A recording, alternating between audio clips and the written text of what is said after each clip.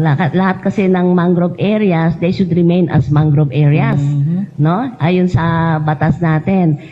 Tulungan nyo kami na isiwalat yan, na bawal talaga na putulin ang mangrove at magstay doon sa mangrove dahil ang isang papel ng mangrove ay proteksyonan.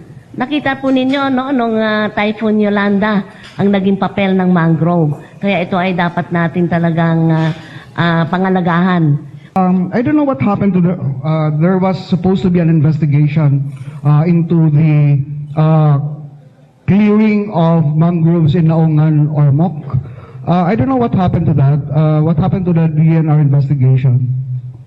Again, that's a, there is a, of course, inspection done by our Senro there, and apparently meron na ring case on that, no? So I cannot, as I said, I cannot give you the details on it, no? But we could provide you, no, yung case docket of this, para makita mo naman na umaksyon si DNR. Kaya lang hindi naman pwede ni DNR sabihin yan dahil meron naman tayong sub judice rule. Ano ma'am ang collective measures na sinuggest ng DNR to the local government unit? Alam naman natin na yung cutting of mangrove is not allowed by law.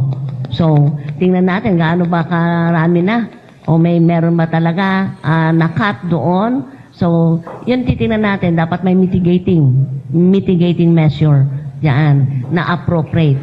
So, that has to be done in collaboration with the LGU in the area.